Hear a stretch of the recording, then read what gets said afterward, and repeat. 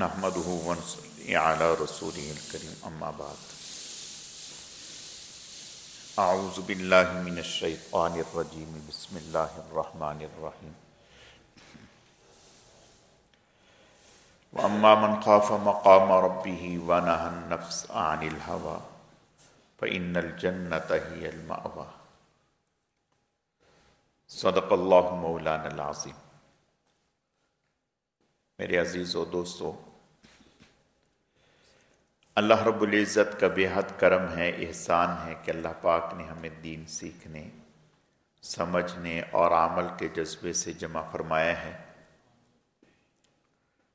اللہ تعالی ہم سب کے آنے کو، جمع ہونے کو، مل بیٹھنے کو اپنی بارگاہ میں اعلیٰ درجے میں قبول فرمائے،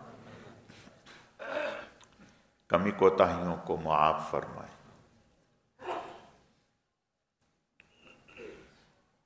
اللہ رب العزت نے انسان میں بہت سارے اوصاف رکھے ہیں، خوبیاں رکھی ہیں۔ جہاں بہت ساری خوبیاں ہیں وہاں کئی ساری خامیاں بھی ہیں۔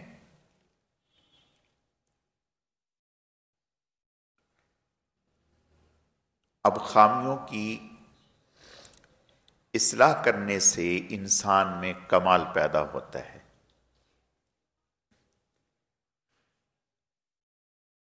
اور یہ اصلاح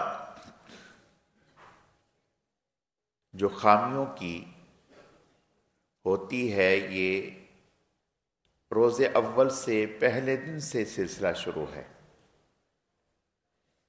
نیا نہیں ہے۔ اب خامیوں میں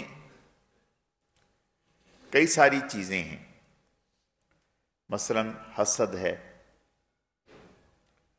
بغض ہے،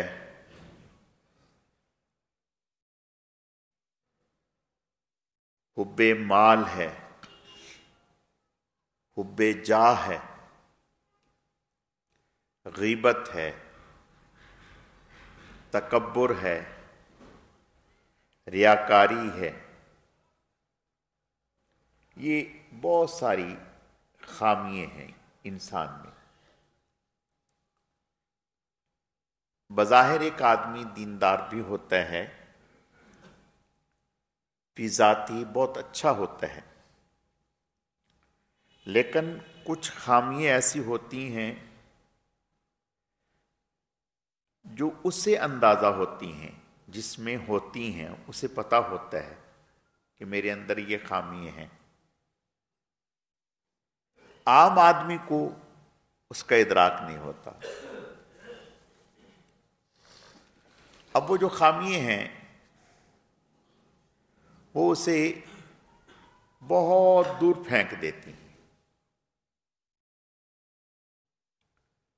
آپ صلی اللہ علیہ وسلم نے ایک مرتبہ سمجھانے کے لیے ارشاد فرمایا،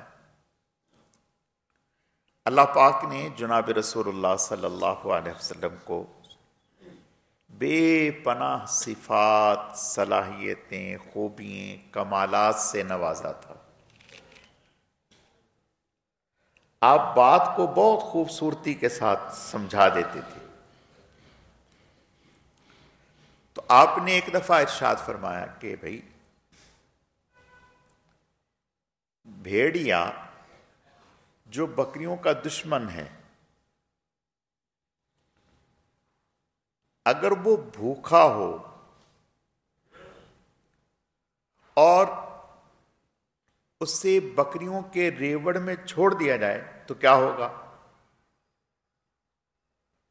تو یقیناً وہ تہس نہس کرے گا، بہت زیادہ نقصان کرے گا۔ تو آپ صلی اللہ علیہ وسلم نے ارشاد فرمایا کہ بھوکا بھیڑیا بکریوں کے ریوڑ میں وہ نقصان نہیں کرتا جو انسان میں حب جاہ اور حب مال نقصان کرتی ہے۔ یعنی بھوکا بھیڑیا اتنا نقصان نہیں پہنچاتا بکریوں کے ریوڑ میں گھس کر جتنا نقصان انسان کی یہ دو برائیوں سے، خامیوں سے انسان کو دینی اعتبار سے پہنچتا ہے۔ اب مال کی محبت تو اچھا، مال کہتے کسے ہیں؟ مال روپے پیسے کا نام نہیں، ہر وہ چیز جو اللہ تعالی کے حکم پورا کرنے میں رکاوٹ بنتی ہے وہ مال ہے۔ وہ آپ کی گاڑی ہے، وہ آپ کا کاروبار ہے، وہ آپ کی نوکری ہے، وہ آپ کا مکان ہے، یہ ساری چیز۔ تو فرمایا کہ مال کی محبت، دیکھیں محبت مال کی یہ تو اللہ نے ہمارے اندر رکھی ہوئی ہے، یہ تو ہمارے اندر ہے۔ اس بات کا ہم سے مطالبہ نہیں ہے کہ آپ کے دل میں مال کی محبت نہ ہو، اس کا مطالبہ نہیں، اس بات کا مطالبہ ہے کہ محبت شدیدہ نہ ہو، یعنی ایسی محبت نہ ہو کہ جس محبت میں مبتلا ہو کر ہم اللہ اور اس کے رسول کو اور اس کے احکامات کو بھول جائیں، ایسی محبت نہ ہو۔ اور اس کی مثال دی کہ کشتی میں اگر پانی گھس جائے تو کشتی ڈوب جاتی ہے۔ کشتی جب تک پانی کے اوپر رہتی ہے تو ٹھیک صحیح سلامت چلتی رہتی ہے، جب پانی کشتی میں داخل ہو جاتا ہے تو پھر کشتی ڈوبتی ہے۔ تو فرمایا اسی طرح دین کی کشتی جب تک دنیا کے اوپر اوپر چلتی رہے گی، دنیا اس میں نہیں گھسے گی تو یہ ٹھیک چلتا رہے گا۔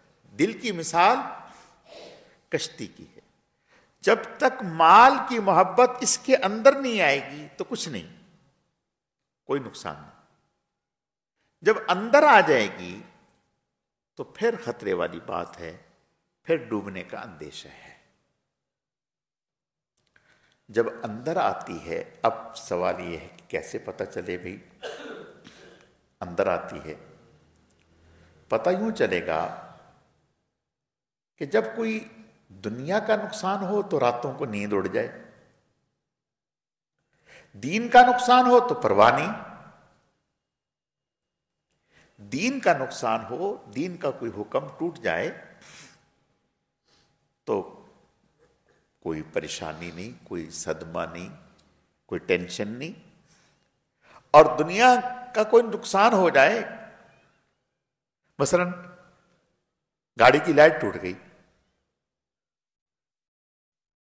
کسی نے کھڑے کھڑے نے پتھر مار دیا، گاڑی کی لائٹ ٹوٹ گئی، اب کتنی ٹینشن ہو رہی ہے، بہت پریشانی ہے، بھئی یہ کیا ہو گیا، بڑا نقصان ہو گیا۔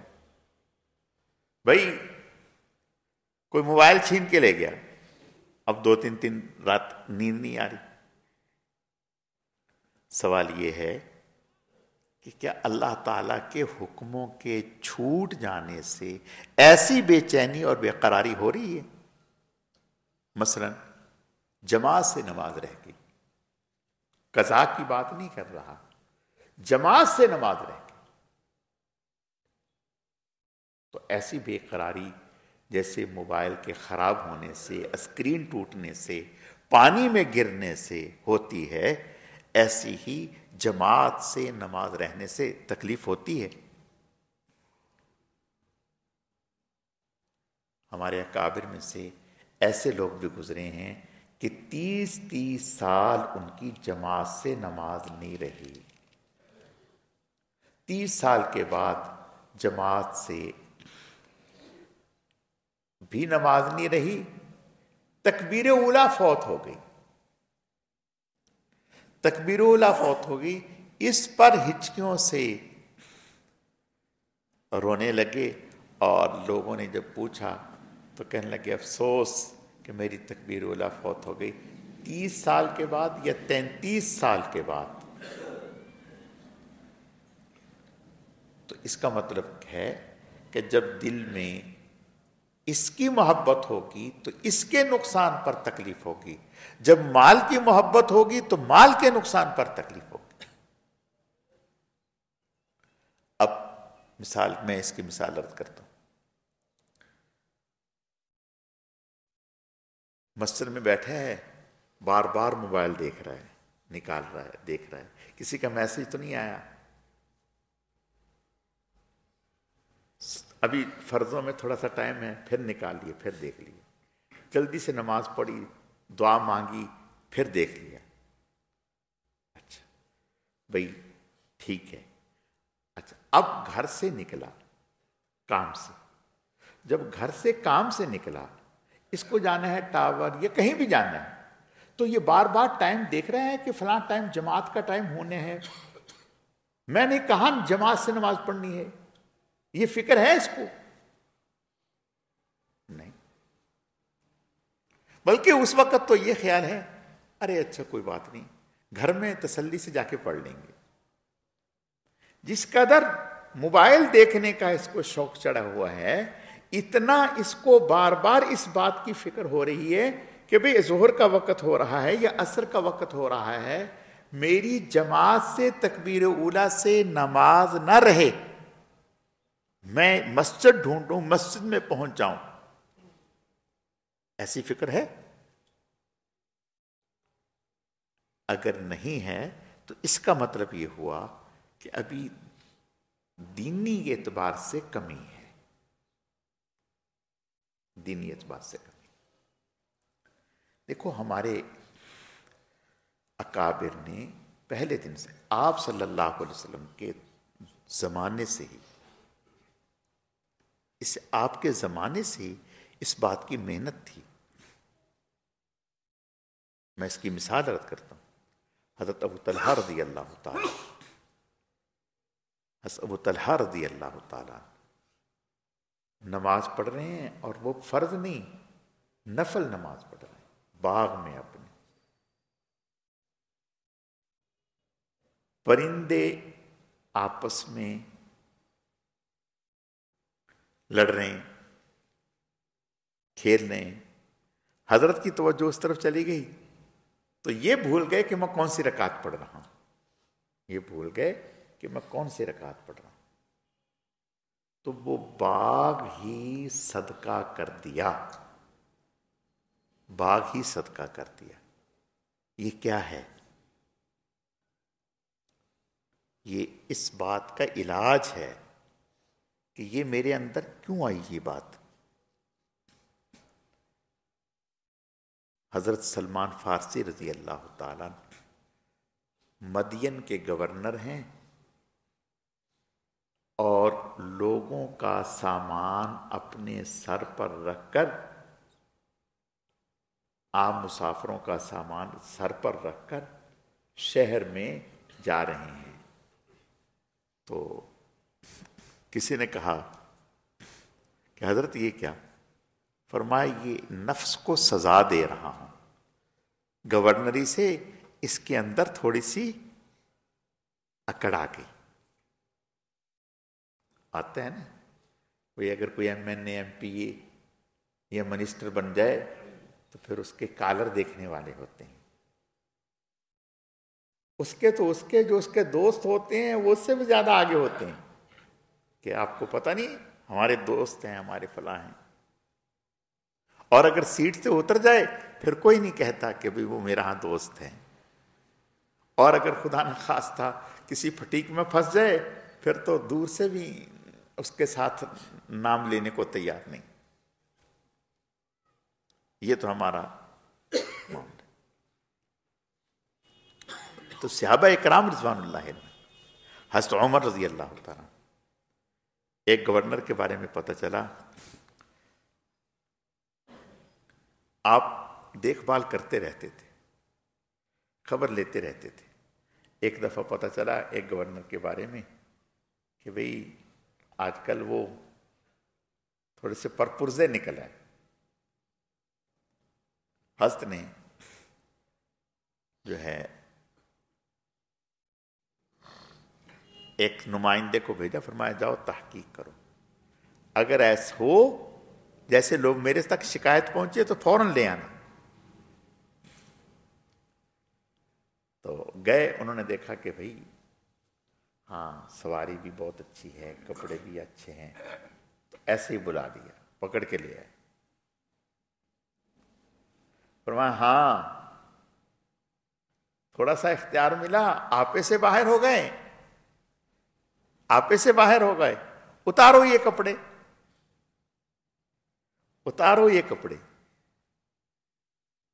اور وہ بکریوں کے اور بھیڑ کے اون کا بنا ہوا جوڑا، فرمایا یہ پہنو یہ،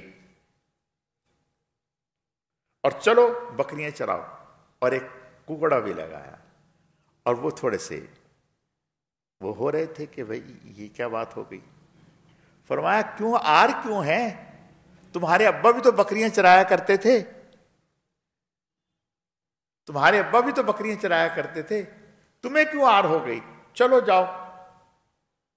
6 مہینے تک اس سے بکریاں چروائیں، 6 مہینے تک۔ جب دیکھا کہ اب دماغ سے وہ چیز نکل گئی، فرمایا ٹھیک ہے اب آ جاؤ، اب اپنے عہدے پہ کام کرو۔ تو یہ بات ہمیں صحابہ کرام رضوان اللہ علیہم اجمعین کے زمانے سے، ان کے حالات سے ملتی ہے کہ ہمارا نفس جو ہے وہ سرکش ہے، اس کو رام کرنے کے لیے، اس کو سیدھا کرنے کے لیے ایک محنت کی ضرورت ہے۔ بغیر محنت کے یہ سیدھا نہیں ہوتا، بغیر محنت کے یہ ہمیں پچھاڑے گا، گرائے گا۔ آپ صلی اللہ علیہ وسلم نے حضرت عباس رضی اللہ تعالیٰ عنہ کے گھر کی چھت پر ایک پرنالہ تھا جس سے پانی نیچے آتا ہے۔ پہلے تو پرنالہ ہی کہتے تھے، آج کل کیا کہتے ہیں شہریار؟ ارے نالی کہاں، چھت سے جو پانی نیچے گرتا ہے پرنالہ ہی بولتے ہیں، پرنالہ ہی بولتے ہیں۔ تو ڈرین بھی بولتے ہیں، ڈرین تو پرنالہ۔ تو وہ پرنالے کا رخ جو ہے وہ مسجد کی سائڈ پہ تھا۔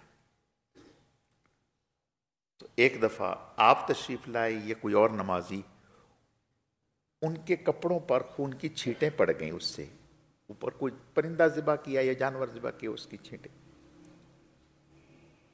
تو دیکھا ادھر سے نماز کا ٹائم، اب کپڑے بھی خراب ہو گئے، پھر گئے کپڑے دھوئے، پھر سوکھے، نماز پڑھا۔ تو کہا کہ اس کو ہٹاؤ یہاں سے، اس کا مسجد کی طرف کیا کام، اس کا مسجد کی طرف کیا کام۔ اس کو ہٹوا دیا۔ جب پرنالہ ہٹ گیا تو حضرت عباس رضی اللہ تعالیٰ عنہ کے مکان کا وہ پرنالہ تھا۔ حضرت عباس رضی اللہ تعالیٰ عنہ حضور کے چچا تھے۔ تو جب حضرت عباس رضی اللہ تعالیٰ عنہ تشریف لائے تو انہیں پتہ چلا کہ ایسا ہو گیا۔ وہ گئے، انہوں نے کہا کہ آپ نے پرنالہ ہٹا دیا؟ انہوں نے کہا جی ہٹایا۔ اچھا کیوں ہٹایا؟ کہ اس لیے ہٹایا کہ اس سے یہ تکلیف ہو رہی ہے، اس کو لگانا ہے تو کسی اور طرف لگاؤ۔ انہوں نے کہا اچھا پتہ ہے کسی نے لگایا تھا؟ کہا نہیں۔ کہا یہ حضور نے لگایا تھا۔ اللہ اکبر۔ حضرت عمر رضی اللہ تعالیٰ ایسے لگا جیسے پاؤں تلے سے زمین نکل گئی۔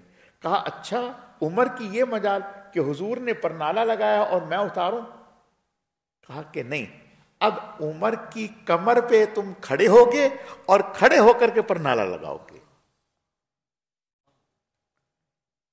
انہوں نے کہا کہ نہیں حضرت آپ ایسا نہ کریں، آپ ہمارے بڑے ہیں، قابل احترام ہیں، امیر المؤمنین ہیں، خلیفۃ المسلمین ہیں، پرنالہ لگا لیں گے۔ کہا نہیں، نہیں، ایسے نہیں، ایسے نہیں لگے گا پرنالا. پرنالا ایسے ہی لگے گا کہ عمر رکوع میں جائے گا، عمر کی کمر پہ جوتوں سمیت تم کھڑے ہوگے اور پھر تم پرنالا لگاؤ گے، تاکہ دنیا کو پتا چلے کہ نبی کے لگائے ہوئے پرنالے کا مقام کیا ہے. یہ کیا ہے؟ یہ در حقیقت اپنے نفس کو اس سمجھانا ہے کہ اللہ کے نبی کے حکم کے سامنے ورنہ ایسا ہو سکتا تھا کہ حضور علیہ السلام نے مصلحت کے طور پر آپ صلی اللہ علیہ وسلم نے شروع میں عورتوں کو اجازت دی تھی مسجد میں نماز پڑھنے کی، لیکن بعد میں جب حالات ایسے نہ تھے تو منع کر دیا. تو ٹھیک ہے، حضور صلی اللہ علیہ وسلم نے اس وقت گنجائش تھی لگا دیا تھا، اب اس کی ضرورت نہیں، اب اس کو ادھر کر دیا جائے تو اس میں مذاکرہ نہیں، ایک مقام بتایا جا رہا ہے. تو بھئی پرنالا تو لگ جاتا، لیکن ایسا کیوں کیا؟ یہ بتانے کے لیے اپنے نفس کو اصلاح کرنا. ایک دفعہ جمعے کے دن ممبر پر بیٹھے، جب ممبر پر بیٹھے تو ممبر پر بیٹھ کر بیان کیا کیا؟ کہا عمر تو وہ انسان تھا جس سے اونٹ بھی چرانے نہیں آتے تھے اور ابا رسوں سے مارا کرتے تھے عمر کو کہ تمہیں اونٹ چرانے نہیں آتے، انسانوں سے واسطہ پڑے گا، کیا کرے گا. یہ کہا اور نیچے اتر گئے. لوگوں نے کہا کہ یہ کیا بات ہوئی؟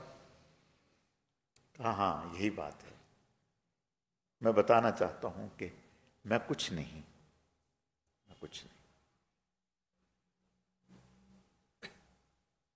حضرت حکیم الامت مولانا اشرف صاحب تھانوی رحمۃ اللہ علیہ ایک دفعہ حضرت کے علاقے میں بدعات کا بڑا چرچا ہونے لگا، اور کچھ لوگ اہل بدعت جو بڑے علمی لوگ کہلاتے تھے اور جنہیں اپنے علم پر بڑا گھمانڈ تھا، تو حضرت چاہتے تھے کہ ان کا رد ہو، اور ایسا رد ہو کہ اگر وہ بھی سامنے ہو تو بہت اچھا. تو حضرت نے حضرت شیخ الہند رحمۃ اللہ علیہ کو دعوت دی کہ آپ حضرت تشریف لائیں اور اس کے اوپر بات کریں. جب حضرت تشریف لائے، حضرت نے بات شروع کی، تو بات کرتے کرتے ایک موقع ایسا آیا کہ بہت زبردست بات ہونے لگی، خوب، یعنی یوں کہیں کہ سمندر جو ہے امڑ پڑا اور سمندر بفر پڑا اس طرح سے. اور اتفاق کہ وہ جن کو حضرت حکیم الامت چاہتے تھے کہ یہ سنیں اور ان کے سامنے ان کے اس کی رد ہو، وہ بھی آ گئے. حضرت کے بعد میں حضرت کا نام سن کر وہ بھی آ گئے. جب وہ بھی آ گئے تو اب حضرت حکیم الامت مولانا اشرف صاحب تھانوی رحمۃ اللہ علیہ کے ذہن میں یہ بات آئی، اب مزہ آئے گا، اب مزہ آئے گا. اب ماشاءاللہ علم جو ہے وہ ماشاءاللہ خوب علم پھیل رہا ہے اور علمی بات ہو رہی ہے. تو ابھی یہ کہا، ذہن میں یہ بات آئی، فوراً حضرت شیخ الہند نے بیان بند کر دیا، بیان بند کر دیا. اب جب بیان بند کر دیا تو چھوٹے آدمی کو تو کہتے ہیں میاں چلو اور لگے رہو. اب حضرت کو کون کہے کہ حضرت اب تو مزہ آیا تھا، اب تو موقع تھا، اب تو جن کو سنانا تھا وہ سامنے آئے تھے، اب آپ نے بیان بند کر دیا. خیر جی، دعا ہو گئی. جب دعا ہو گئی تو حضرت حکیم الامت الگ جب ہوئے تو کہا حضرت جب مزہ آیا تھا، آنے لگا تھا، اور وہ لوگ آئے تھے جن کو سنانا تھا، تو آپ نے بیان بند کر دیا. حضرت نے فرمایا میرے دل میں بھی یہی بات آ گئی تھی. جب میرے دل میں یہ بات آ گئی تو میں نے کہا اب بیان اللہ کے لیے نہیں رہا، اب بیان اللہ کے لیے نہیں رہا، اب اس کی ضرورت نے اب بند کر دیا۔ جب تک دل میں یہ بات نہ تھی، اللہ کے لیے ہو رہا تھا تو میں کر رہا تھا، جب یہ لوگ سامنے آئے اور آ کر کے بیٹھے اور میرے دل میں بھی یہ خیال آیا تو میں نے بیان بند کر دیا، میں نے بیان بند کر دیا۔ ایک ہمارے بزرگ گزرے ہیں، میرے ذہن سے نام نکل گیا ان کا، بہت بڑے اللہ والے تھے، بادشاہ کے شراب کے مٹکے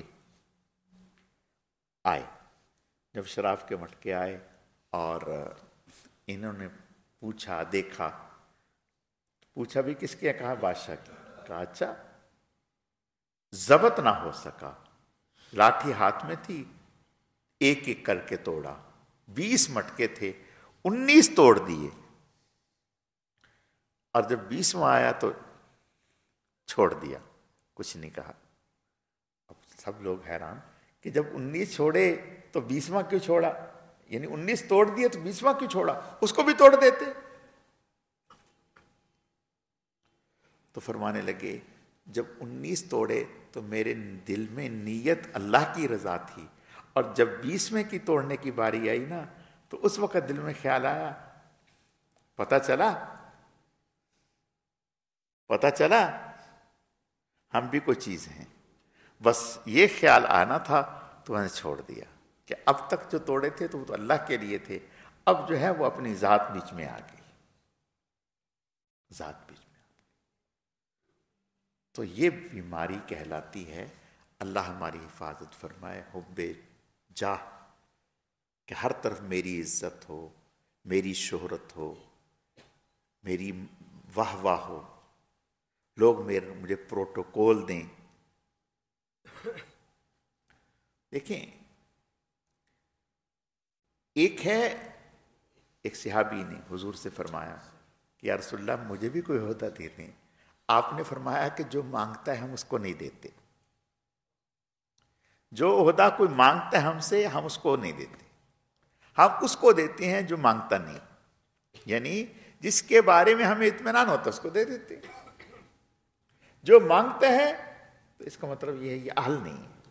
آپ نے ارشاد فرمایا جو کسی چیز کو مانگتا ہے اور وہ اس کے حوالے کر دیا جائے تو اللہ کی مدد ہٹ جاتی ہے، اور اگر کوئی کسی چیز کو مانگتا نہیں، من جانب اللہ اس کو دے دی جاتی ہے، تو اب اللہ تعالیٰ کی نصرت اور مدد اس کے شامل حال ہو جاتی ہے۔ تو ہمارے ہاں تو معاملہ ہی دوسرا ہے، اللہ ہماری حفاظت کرے۔ تو میں عرض یہ کر رہا ہوں کہ اپنے یہ چیز اور یہ بیماریاں جو ہیں، اللہ ہماری حفاظت فرمائے، یہ کوئی آج سے نہیں ہیں، یہ تو اس وقت سے ہیں، چلتی آ رہی ہیں، اور مختلف ادوار میں ان کا علاج ہمارے بڑے کرتے رہے اور ہوتا رہا۔ لیکن عجیب بات ہے کہ بعض دفعہ جب بڑی بڑی بیماریاں ہوتی ہیں نا سامنے تو چھوٹی نظر نہیں آتی۔ ہوتا کیا ہے کہ مریض دو طرح کے ہوتے ہیں، ایک وہ ہوتے ہیں کہ جن کی زندگی ہی اس طرح سے گزر رہی ہوتی ہے کہ ان کو پرواہ ہی نہیں، ان کو نماز کی پرواہ نہیں، اس کی کیا پرواہ ہوگی، تو انہیں نظر نہیں آتی۔ بڑے بڑی بیماریاں ہیں اس میں یہ دبی ہوئی نظر نہیں آتی، اور جب کوئی انسان روحانی طور پر ٹھیک ہوتا ہے، بہتر ہوتا ہے، تو پھر اس کو نظر آنے لگتی ہیں یہ چھوٹی چھوٹی بیماریاں۔ دیکھیں، میں اس کی مثال عرض کرتا ہوں، اگر گھپ اندھیرا کرتے، بالکل اندھیرا کرتے، ہاتھ کو ہاتھ نظر نہ آئے تو کچھ نظر نہیں آئے گا، نہ سانپ نظر آئے گا، نہ بچھو نظر آئے گا، نہ رسی نظر آئے گی، کچھ بھی نظر نہیں آئے گا۔ اور اگر تھوڑی تھوڑی روشنی ہو تو پھر نظر آئے گا، اچھا یہ سانپ ہے، اچھا یہ چوہا ہے، یہ چھپکلی ہے، پھر نظر آنے شروع ہو جاتا ہے، کیوں کہ روشنی ہے۔ اسی طرح جب اللہ تعالیٰ کی طرف سے قلب میں دل میں روشنی ہوتی ہے، نور ہوتا ہے، تو پھر اسے اپنی بیماریاں نظر آنے لگتی، دکھائی دینے لگتی۔ جب نظر آنے لگتی ہیں تو پھر اللہ تعالیٰ بعض دفعہ علاج کی بھی فکر نصیب فرما دیتے ہیں، علاج کی بھی فکر نصیب فرما دیتے ہیں۔ اور جب اندھیرا ہی اتنا ہو کہ نظر ہی کچھ نہ آئے تو کیا علاج کرے گا؟ تو بالکل اسی طرح سے جو اللہ تعالیٰ اپنا تعلق نصیب فرماتے ہیں تو پھر آہستہ آہستہ یہ بیماریاں نظر آنے لگتی ہیں۔ جب نظر آتی ہیں پھر اللہ تعالیٰ فکر بھی عطا کرتے ہیں کہ میں ان چیزوں کو دور کروں، اور جب فکر نصیب ہو جائے اور انسان ارادہ کر لے تو پھر ایسا نہیں ہے کہ یہ دور نہ ہو سکے، پھر اللہ دور بھی کروا دیتے ہیں۔ اللہ تعالیٰ سمجھنے کی، عمل کرنے کی توفیق عطا فرمائے۔ الحمدللہ رب العالمین والعاقبۃ للمتقین والصلاة والسلام علی سید المرسلین اللہم صلی علی محمد النبی الامی وعلی آلہ واصحابہ وبارک وسلم وصلی علیہ اللہم لک الحمد کما انت اہل فصلی علی محمد کما انت اہل وفعل بنا ما انت اہل فانک اہل التقوی واہل المغفرہ۔ اے اللہ، جتنا بھی درود شریف محض آپ کی توفیق اور آپ کے فضل سے پڑھا گیا، اسے اپنی بارگاہ میں بے حد قبول فرما، کمی کوتاہیوں کو معاف فرما، اس کا اجر و ثواب جناب رسول اللہ صلی اللہ علیہ وسلم کی خدمت میں بطور تحفہ اور ہدیہ قبول فرما۔ پھر آپ علیہ السلام کے صدقہ اور طفیل سے آپ کی ازواج، اہل بیت، خلفائے راشدین، عشرہ مبشرہ، تمام صحابہ اکرام و صحابیات، تمام انبیاء اکرام، حضرت شیخ الحدیث رحمۃ اللہ علیہ، ہمارے حضرت جی رحمۃ اللہ علیہ، سلسلے کے تمام اکابر اسلاف، بزرگان دین، مشائخ اعظام، ہم سب کے والدین، ہم سب کے اساتذہ اکرام، پوری امت کو اے اللہ اس کا اجر و ثواب پہنچا۔ اے اللہ اس عمل کو آپ صلی اللہ علیہ وسلم کے قرب خاص کے حصول کا ذریعہ فرما، آپ کی دعاؤں میں ہمیں شامل فرما۔ اے اللہ اس مبارک عمل کی برکت سے ہم سب کا خاتمہ ایمان پر فرما، اپنے اپنے وقت پر پاکیزہ طیب کلمے والی موت نصیب فرما۔ ناگہانی موت سے، اچانک اور حادثاتی موت سے ہم سب کی حفاظت فرما۔ ہم سب کے تمام گناہوں کو، چھوٹے بڑے صغیرہ کبیرہ، وہ گناہ جو ہمیں نظر آ رہے ہیں، وہ گناہ جو ہمیں نظر نہیں آ رہے، وہ گناہ جنہیں ہم نے آج تک گناہ ہی نہ سمجھا، اور وہ گناہ جنہیں ہم گناہ سمجھ رہے ہیں اور کر رہے ہیں، اے اللہ اپنے کرم سے تمام تر گناہوں کو معاف فرما دی، آئندہ کے لیے ہر قسم کے گناہ سے بچنے کی توفیق عطا فرما دی۔ اے اللہ بیماروں کو صحت و تندرستی عطا فرما دی، مرحومین کی کامل مغفرت فرما دی، اپنے انعامات کو ہم پر عام اور تام فرما دی، کامل اور مکمل فرما دی، ہر نعمت کے حاصل ہونے پر اپنی ذات عالی کا بے حد شکر ادا کرنے کی توفیق عطا فرما دی، ناشکری ناقدری سے ہماری حفاظت فرما دی۔ اے اللہ ہمیں اپنے محبوبین، مقربین، مخلصین، متقین بندوں میں شامل فرما لی، ہر وقت، ہر گھڑی، ہر آن اپنی ہی ذات عالی کا دھیان، اپنی ہی ذات عالی کا ذکر کرنے، شکر کرنے کی توفیق عطا فرما دی، ناشکری ناقدری سے ہماری حفاظت فرما دی۔ سبحان ربک رب العزت عما یصفون وسلام علی المرسلین والحمد للہ رب العالمین برحمتک یا ارحم